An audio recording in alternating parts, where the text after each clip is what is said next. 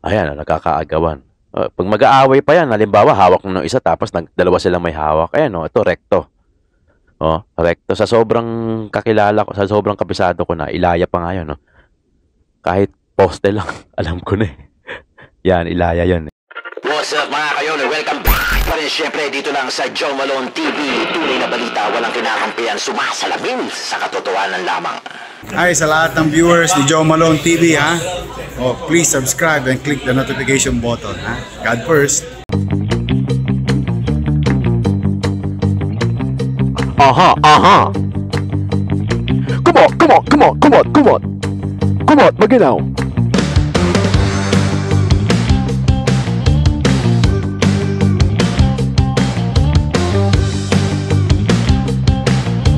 Come on. The good times, huh? Yeah. Come on. Kiyatay. Linting na yan, ha? Aha! Ay, nako.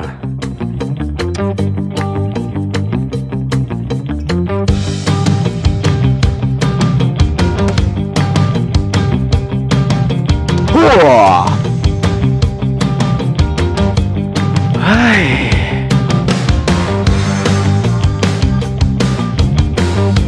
Sino ba naman hindi mapapaindak pagka naririnig mo yung kanta na yan, ano?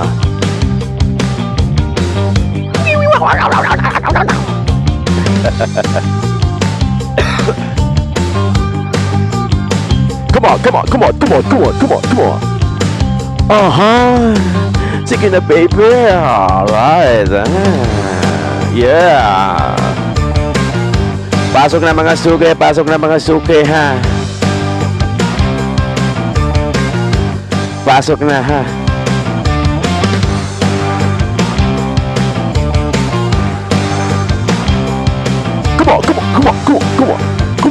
Come on. Maginaw, come on. Magandang umaga.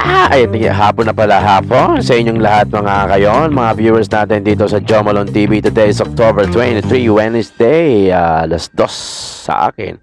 Medyo na late tayo, gawa na nga, meron lang tayo nasikaso dahil ang lamig. Oy, nga pala ano ba to? Ingat dahil dun sa yung lakas ng bagyo, mahangin, no? Grabe, may naipapanood na ako sa TikTok, sa Facebook ng mga baha-baha. Ingat kayo dyan, ha? Yung mga direct na affected ng bagyong Christine. Ha? Ingat ang lahat. Shoutout nga pala sa lahat ng mga viewers at subscribers ni Joe Malone TV. OFW natin, yung mga overseas Filipino workers natin, pati na rin dito sa Pilipinas, Luzon, Visayas, Mindanao. Kung bago ka sa channel ko at napadaan ka, syempre do not forget to subscribe at i-click mo na yung notification bell para lagi kang updated sa mga videos na ina-upload natin araw-araw. So meron tayong lokal, meron tayong national. Pag-uusapan natin yan na pagpasensyahan nyo na, hindi, kasi ang plano ko mag-live talaga para merong interaction, para nababasa ko yung mga comments nyo, yung mga sagot, yung mga gusto nyong pa-shoutout. Kaso, hindi umaabot yung internet ko dito sa warehouse. Warehouse to kabilang bahay, naka-green screen lang tayo sa likod. Hindi umaabot yung internet, ayoko naman ng nagcha-choppy-choppy tayo, no? Pinapagawa ko yung studio ko, kaso wala pang pera, so stop yun. Pag nagawa yon, doon tayo magla-live, papakapit ako internet. Hintayin nyo na lang, ha? Kaya huwag kayong mag-skip ng ads. Para kumita ang Joe Malone TV nyo. Huwag kayong mag-alala, ipapakita ko sa inyo yung studio na pinapagawa natin. Naka-stop ngayon kasi nga kulang sa budget. Studio yon. So, ang plano ko, doon talaga tayo magla-live at doon tayo magpa-podcast. Hindi na ako makatiis, kaya ginamit ko muna tong warehouse. Nag-improvise ako, nag-green screen ako, nag-ganito ako. May ilaw tayo dyan para dire-diretso yung usapan natin, no? Maliban doon sa mga videos na ina-upload natin araw-araw, syempre meron din tayong ganito, yung reaction video. Gusto ko naman ng ganito kasi mas hindi ako makontento pagka pinapanood mo lang tapos walang explanation, di ba? Eh, eto kahit papaano may pinapanood kayo and at the same time meron tayong nadi-discuss natin, na-explain natin para do'n sa mga possible na question na hindi niyo maibato dahil nanonood kayo ng video. Dito at least may sasagot natin, mas lalo na siguro sa live. Kaya hintayin niyo na lang, siguro mga early next year. Sana pagka medyo maganda-ganda yung kita, eh, mapagawa na natin yon. At ano na lang plaster na lang, pintura, tapos yung bintana, pinto, tapos kisame, marami pa pala. Tapos yun na, gagawin na natin yung office yun. So may studio na tayo. So lilipat natin yung mga gamit natin dito. Okay, nakahapon, pahigop ng kape. Kahapon, nag-upload tayo yung pinaka-latest na, parang latest na video ni Sam Bersosa regarding nga doon sa lintik na utang na yan, ha? Ikaw lang ata hindi nakakaalam, SB, kung saan napunta yung inutang. So, sige, pero nag-comment sa akin, ngayon lang kakabasa ko lang kanina lang, wag na daw kasi i-content si SB. Actually, ang usap-usapan doon sa GC namin, kaming mga vloggers, wag na nga daw i-content si SB.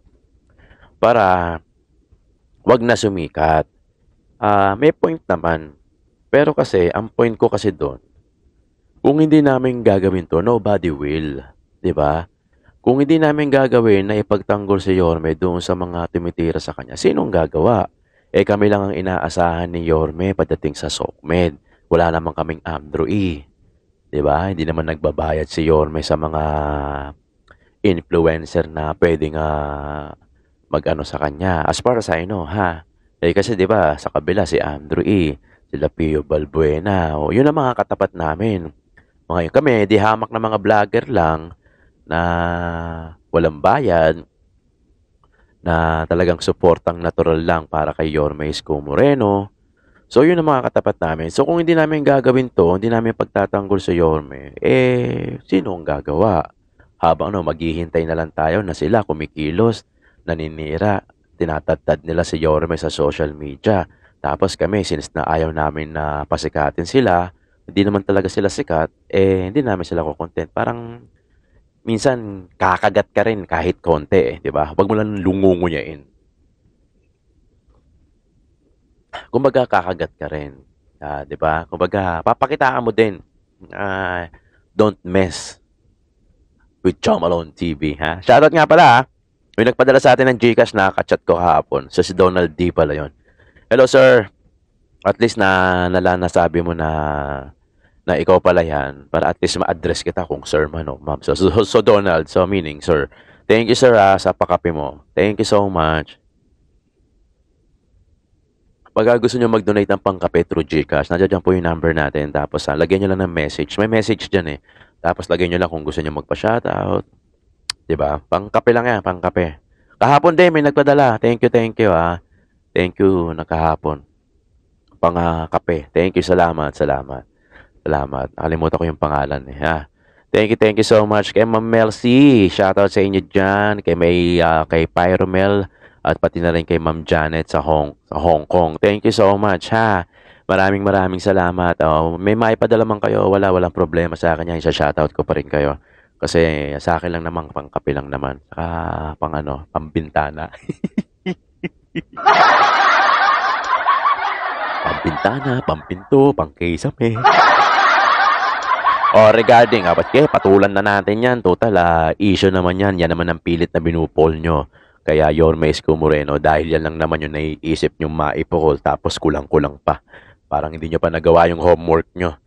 Yung sa 17 o 18 na kulang-kulang na 20 billion na inutang ni Yorme sa bangko, ha? Isa to mga sa napatayo ni Yorme. Etong Rosario Almario, panoorin natin. Slideshow lang to, picture lang to. Ginrab ko lang to sa Facebook ni Yorme Isko Moreno kasi sinabi sa amin ni Yorme Isko Moreno na pwede nyo i-grab yung picture dyan sa akin, yung videos dyan, i-repurpose nyo, i-re-upload nyo. Tapos ipaliwanag nyo kung para sa inyan at kung para ano yan. Kasi marami kasing nabibili, no? Maraming ngayon nauuto. 'Di ba? Maraming nabibili sa halagang magkano lang. O ito yung mga resibo ni Yorme Isko Moreno kung saan ito yung pinaggamitan nung sinasabing lintik na utang na yan. Ha? Rosario, Almario. Tingnan mo naman kung gaano kaganda. Sa Tondo to eh. Sa Tondo. Ayan. O. Diba? Grabe, diba? Ito, opening ata to. February 2 ata to. The dreams do come true. Salamat po sa inyo. Diba? O yun po dyan. Oh, auditorium mo. Oh. Oh. Grabe, diba? Elevator pa.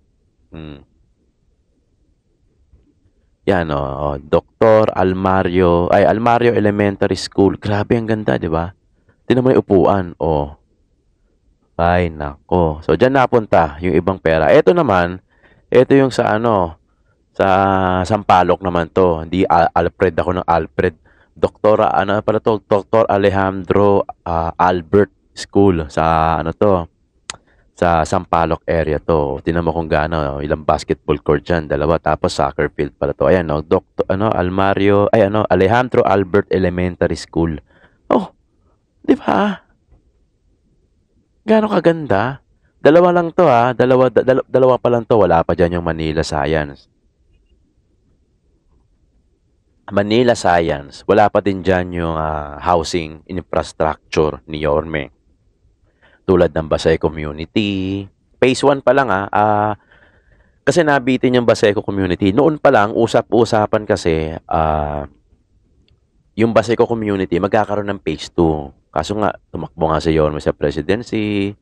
So, hindi na nalaman. Ngayon ko nga lang nalaman yung Corazon General Hospital sa Baseco, sa loob ng Baseco na kay Yorme din pala yun. O, diba?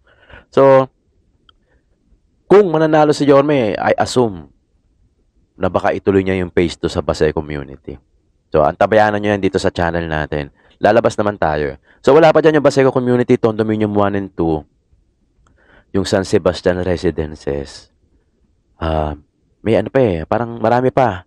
Marami pang residences na nakatayo na hindi ko pa napupuntahan. Idodrone ko kasi yun Plano namin i-drone ni Kalsada TV. Idodrone namin. Ipapakita ko sa inyo. Kasi baka mamaya hindi kami papasukin di ba? Papakita ko sa inyo yung mga eskwelahan. Wait nyo lang, ha? May bagyo lang kasi ngayon May bagyo lang. Pero siguro next week, marami tayong pag-uusapan. Marami ako ipapakita sa inyo hanggang sa matapos. Hanggang sa dumating yung period na campaign period ni Yorme Isko Moreno. Para doon naman tayo pupunta. So ipapakita ko sa inyo yung i-drone shot natin yung Condominium 1, Baseco Community, yung mga eskwelahan tulad nito, Manila Science, Alejandro Albert School sa Sampaloc, tapos yung Almario, tapos yung mga residences, natin yan. I-drone natin, ipapakita ko sa inyo para hindi lang, para makita nyo yung current situation. Diba? Tapos, kung matatandaan nyo, during filing ng COC sa lokal, sa pagka-mayor, eto nga isang tumatakbong mayor na si Mara Tamundong, 'di ba? Nakwento ko sa inyo diyan na ito yung nagpaagaw ng pera habang nagmo-motorcade. So, nag-browse ako sa Facebook. Ito yung nakita ko. Tapos ang caption niya rito tingin mo ba nakakatuwa ka, Mara Tamundong? Tingnan mo, ikakapahamak pa ng mga tao. Nagpaagaw siya ng pera through yung maligang na bumabar na tumatalsik yung pera. Ang pirang pinaagaw niya, tigwa 1,000 pa. So, hindi pa 500. Tigwa 1,000, hindi tag-20, hindi tag-100. Tigwa 1,000 pa. Ganon kayaman yung pinaagaw nila. May nag-comment nga sa akin sa Facebook, sa YouTube Kasi ang speech ni Mara Tamundong noon, mahal niya daw yung mga senior. Tapos may konti daw siyang biyaya, lapit kayo, biyaya galing sa ulan. Ganun pa yung mga exact words niya So mga senior, may nag-comment nga Sabi ng comment, di ko lang na-flash dito, hindi ko lang makita Sabi niya, mahal mo pala yung mga senior bakit pinaagaw mo pa? Nagkagulo pa tuloy. Sana binigay mo na lang rekta. O kaya, pinambili mo na mga something, mga gamot nila o ano man. At least, hindi pa, syempre pera nagkakagulo Alam mo naman ng tao, pagka pera pinaagaw mo, magkakagulo talaga yan. Yung may mga pera, yun ang hindi makikiagaw, di ba? So, may point di ba? May point yung sinabi nung nag-comment na Mahal mo pala yung mga senior eh. Sana rekta mo na lang binigay. Bakit pinaagaw mo pa ng ganon? Kasi manigan yung gamit niya eh. Nag-jump pa nga eh. Parang tok tok tok. Ganon eh. O kaya yung paagaw, di ba ganon? Kaya nagkagulo. So nakita ko tong picture na to. Tapos sabi nga nung caption eh, tingin mo ba nakakatuwa ka Marta Mondong? Tingnan mo, nakakapahamak pa ng mga tao. Tingnan niyo mga picture ha, pakita natin. Picture lang to. So yun, nadapa na si ate. Ayan. Yun, papaagaw. Talagang mag-aagawan yan. 1,000 ba naman eh. Oh, yan. Ito sa recto ata to eh. Base sa poste. Alam ko kagad pagka ano eh. Ayun, nadapa na oh. Oh. Kakahabol eh kasi medyo tumatakbo eh. Oh, yan. Ayun oh, Marta Mondong, may tarpaulin, maliwanag ah. During ka na to, filing ng COC.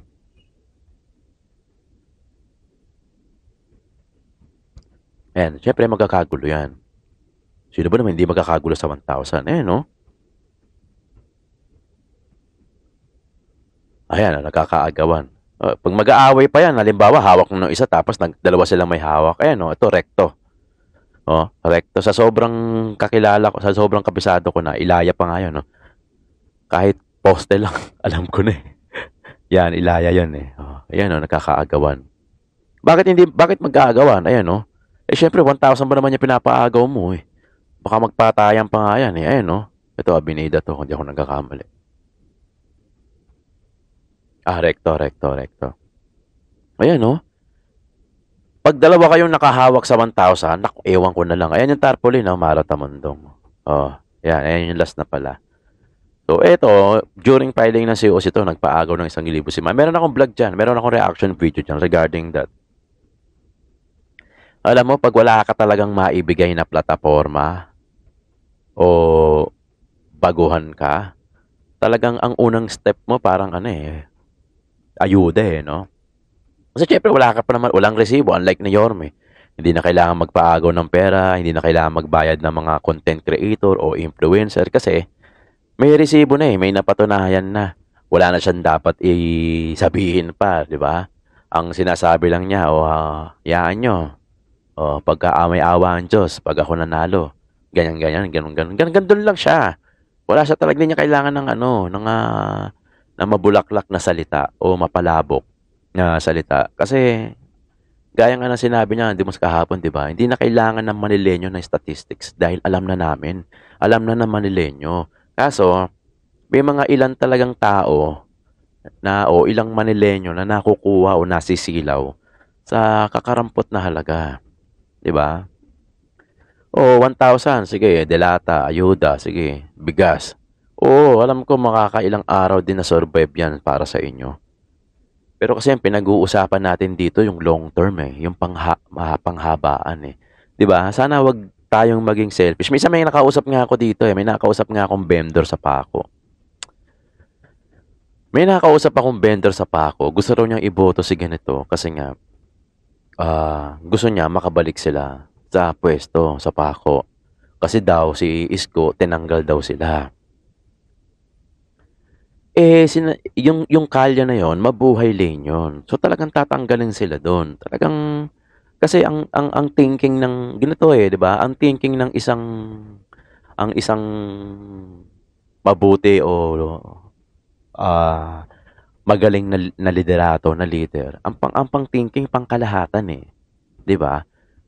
Ang thinking ng isang vendor pang sarili lang 'yan. Gusto niya makabalik siya para mabuhay siya. Pero ang thinking ng isang, alam mo yun, nagigets niyo ako? Ang thinking ng isang leader, pang kalahatan, tas ikaw ang iniisip mo, pang sarili lamang. Di ba? Sana hindi ganon. Naiintindihan ko, kailangan niya mabuhay. Gets natin yon, gets naman natin yon, di naman tayo masamang tao. Gets din ni Isko yun, di naman, di ba? Pero, ano ba yung mas importante? Di ba? Kasi yung mga time na yun, utos ng DILG yun eh. Pag hindi sumunod ang lokal sa utos ng national, which is DILG, sila naman yung mabibigyan ng Shocos order. Sila naman yung mayayari. Saka mabuhay lane yun eh. Talagang isa yan sa mga non-negotiable. Mabuhay lane. Kasi daanan yan. Mabuhay lane. Daanan yan. Alam naman natin yan. Alam na mga Manilenyo yan. Pag nakapwesto ka sa mabuhay lane, tapos ka. Kasi mabuhay lane yun eh. Parang non-negotiable yun. Kumbaga. Kasi daanan yun. Para sa daanan yun. Di ba? May nag-comment na nga sa atin dyan. Ang kalsada, daanan ng mga sasakyan. Ang sidewalk, daanan ng tao. Pero sa Maynila, merong sidewalk na merong MOA na may pinagbibigyan sila na makapagtinda sa sidewalk for as long na yung lugar na yon ay hindi mabuhay lane. 'Di ba? Kasi yung mabuhay lane, daanan din yan. Mga alternative route, mga daanan ng mga sasakyan, ambulansya. So, dapat maluwag siya. Kaya nga siya mabuhay lane eh. 'Di ba? Nagigess niyo ako, yung thinking ng pangkalahatan versus sa thinking na pangsarili lamang. 'Di ba? Naputol lang kasi. I'm sure bibigyan kayo ng mga pwesto, ilalagay kayo sa maayos na pwesto ni Isko. Naputol lang kasi tumakbo siya ng presidency. Tapos wala na-stop na, nagkagulo-gulo na, 'di ba? Kaya yung mga vendor na nawalan ng na nawalan ng pwesto, huwag kayong magtampo. Oo, huwag kayong magtampo.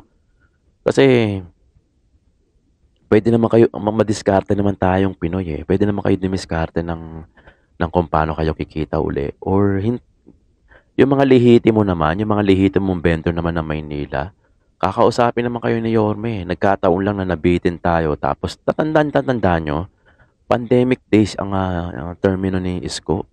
'Di ba? Talagang ang priority niya yon kung paano makakasurvive yung mga tao when it comes to health issues. Saka kung paano mabibigyan ng vaccine, kung paano mabubuhay yung Maynila. Doon nag-focus si Yorme nung kasi pandemic yun eh. Pandemic leaders nga yan si Yorme Isko Moreno eh. O, 'di ba? 2022 natapos. 2022 pa lang naman lumuwag eh. Natapos yung pandemya. Tapos tumakbo siya ng presidency. So, kumbaga nabitin, naputol. To be honest, naputol, nabitin. Yung mga plano, I'm sure nabitin kasi gusto niya tumakbo sa national eh. 'Di ba? Gets natin 'yan. Lahat ng mga taga Manileño, alam ko gets niyo 'yan. Hindi naman kayo mga hindi naman kayo ng mga hindi nag-iisip. Alam ko nagagets niyan. So ito na yung pagkakataon next year. May iaayos kayo. Nabitin lang eh, pero sa 3 taon ang dami nga niyan nagawa eh, 'di ba? So malay nyo next year 2025. Ang plano ni Yorme based dun sa usapan namin o hindi pa naman syempre nagbabago pa 'yan. 9 years o 3 termino yung bubuuin niya. O baka malay nyo, maibalik kayo, lalo-lalo na yung mga lihitimo. Pero yung mga hindi lihitimo, baka sorry na lang yun, malamang. Siyempre, uunahin yan, yung mga lihitimong taga Maynila. Malay nyo, maibalik kayo, di ba? Huwag kayo papasilaw na gusto nyo, lahat kayo makapagtinda, di ba? Kung lahat ng vendors sa Divisoria o sa kahit saang sulok man ng Maynila, kung lahat kayo pagbibigyan, promise, puno yan. Pucha, ang tatagal na natin sa Maynila. Yung mga lihitimo, alam nyo yan. 'Di ba? Alam nyo yung sinasabi ko. Kung pagbibigyan kayo lahat, puno kayo dyan. Puno kayo dyan. Maniwala kayo sa akin. Alam nyo yan. Alam nyo hindi ako alam nyo may kwenta yung sinasabi ko. Kung pagbibigyan lahat ng gustong makapagtinda sa Divisoria, sa Paco, sa Pedro Hill, pucha, puno kayo dyan. Puno na nga kayo dati. 'Di ba? Puno na kayo dati. Naiayos lang, natanggal lang yung mga hindi lihitimo. Yung mga lihitimo na iwan. Tapos nabitin pa yung termino ni Yorme Isko Moreno. Hintayin nyo. 'Di ba? Malay nyo, hindi natin masabi. 'Di ba? Madali naman kausap si Yorme. Saka sigurado naman kakausapin kayo niyan. Kung sino yung mga lihitimo. Malay nyo, mabigyan kayo ng magandang pwesto. Kung yung sa Ilaya nga nabigyan ng vending stall 'di ba? Nabigyan nga sila What more sa inyo? Siyempre, hintay lang natin. Siyempre, hindi naman kaya yan ng 3 taon lang. Napaplansya mo yung Maynila. Ngayon nga lang umayos yan. Ang daming mga past mayors na humawak ng Maynila. May nagawa bang maayos? Sige nga. 'Di ba? May nagawa bang maayos? Si Erap. Ano nangyari sa Divisoria? Dumami. Ang mga vendors, punong-puno. Alam nyo yan, ha? Kayong mga vendors, alam nyo yan. During Erap times, sobrang dami nyo dyan. Ako alam ko kasi dyan ako lumaki. Hindi nyo ako matutulongges dyan. 'Di ba? Ang dami. Lahat ba yon taga Maynila? Sige nga. Kayo rin makakasagot niyan, lahat yan. Baka ilan lang porsyento dyan, mga taga Maynila Yung baka mas nag-ahari-harihan pa dyan yung mga hindi taga Maynila. Totoo naman yan, 'di ba? Nilinis, umayos, kahit pa paano nadaanan yung Divisoria. Alam nyo yan. Yung mga biyahe ng Cubao, San Juan, Pasig, hindi nakakadiretso sa Asunsyon. Ang dulo kasi Asuncion doon sila kasi mag-u-turn. Hindi yan nakakadiretso doon. Saan lumiliko? Minsan sa Abad Santos Avenue, minsan sa Nara, o sa Antonio Rivera, doon sila sumorka, nagka-cutting trip. O kung sa Asuncion ka umuwi, o kaya sa Zaragoza, o lalakarin mo 'yon from Tutuban Prime Block hanggang Asuncion, lalakarin mo 'yon. Kasi nga hindi na sila makapasok doon dahil sa sobrang traffic, sa sobrang dami. Hindi lang naman mga vendors yung marami. O marami ding mga naglalakad, mga tricycle, mga kuliglig, mga nagmumotor, mga taong namimili. O baka mamaya sabihin kasi kinakawawa natin yung mga vendors. Hindi lang naman mga vendors nagpapatraffic doon, pero syempre lahat na kayo doon. 'Di ba? Ultimo mga namimili, mga nagta-tricycle, nag-e-bike. Yan ang totoo. Yan ang yan ang based on facts. Hindi yan haka-haka lang, 'di ba? Naiayos, maraming natuwa. Yung mga parks, Moriones, Anda Circle, naiayos. Gumanda yung parks. Nagkaroon ng ilaw yung mga dating madidilim, lahat ng mga parke, inilawan. Yung mga madidilim na abenida, Carriedo, UN Avenue na walang kailaw-ilaw ni isang ilaw sa ilalim ng LRT. Ngayon nalagyan, sobrang liwanag. Ano ba yung hinihiling nyo sa isang klaseng liderato? Ano bang gusto nyo maupo? Yung corrupt? Yung walang alam? 'Di ba? Grabe naman. Grabe naman 'yun. Nagpapadala kayo sa mga ganyan. Tapos pagka naging corrupt yung sisisihin niyo yung papasa kayo ng sisi, hindi niyo masisi yung sarili niyo. 'Di ba? Ayan sinasabi ko eh. Kaya kayo mga kayon, gising-gising na ba? 2025 na next year. Balik natin si Yorme kasi talagang siya lang naman talaga ang merong malasakit. Lahat naman niya magtatrabaho eh. Senador, Pangulo, President, Mayor, Congressman. Kasi trabaho nila yan, kaya talaga mapipilitan silang gawin araw-araw yan. Pero sabihin ko sa'yo, yung magtatrabaho na may malasakit, bihira lang yan. Iilan lang yan. Parang kayo lang din yan, parang tayo lang din. Di ba pumapasok tayo sa office, nagtatrabaho tayo. Para pagdating ng kinsenas katapusan, sasahod tayo. Pero sa totoo, pagod na tayo, wala na tayong malasakit. Pasok sweldo ka na lang eh. Parang pasok baon ka na lang. Papasok ka kasi dahil gusto mo magbaon. Pero dahil gusto mo sa baon, pero hindi mo gusto matuto. Yung iba, magtatrabaho kasi gusto lang sumahod. Diba? Wala nang malasakit sa trabaho nila. Yun ang sinasabi ko. Si Yorme Isko Moreno, nagtatrabaho na, mayroon pang malasakit. Paano mo hindi masasabing malasakit? O kung yung mismong talent fee nga niya eh. Pambulsa niya na yun eh. Bibigay na lang niya siguro sa anak niya o talent fee ko sa asawa niya. Sa'yo na yan. Binigay pa sa taong bayan, sa Manileño. Diba? Tapos sasabihin ng iba na tumutulong sila gamit nila sariling pera. Ito nga, sariling talent fee rin. Binigay. Pera na niya na yun. Hindi na nga dumapo sa Hindi na nga naiuwi. Hindi na nga ata dumapo sa palad. Dumiretso na sa donation sa mga charity institution. Diba? Diyos ko naman. Ano ba naman yan? Huwag kayo papabulag sa delata o sa 1,000, ha? Pangsamantala lang yan. Ang piliin nyo yung long term. Saka yung ikakaganda ng Maynila, ikakaluwag, saka yung ikaliligtas ng Maynila. Yun ang piliin nyo. Yung may resipo. Diba mga kayon? Maraming salamat mga kayon sa pagkikinig at sa pagsubaybay dito sa Joe Malone TV at sana maliwanagan yung mga iba dyan. Pero alam ko karamihan ng mga nanonood sa akin, mga talagang alam na nila kung ano yung hilatsa ni Yorme Isko Moreno. Pero para dun sa mga hindi pa at kung makapanood mo to, sana magising ka, matuto ka. Piliin mo yung long term, may malasakit, may resibo. Hindi yung mga ngako ngayon tapos wala na. Diba? Yung nagtatrabaho na may malasakit, yun ang piliin nyo. Maraming salamat mga kayon. Tunay na balita, walang kinakampihan. Sumasalamin sa katotohanan lamang. God first.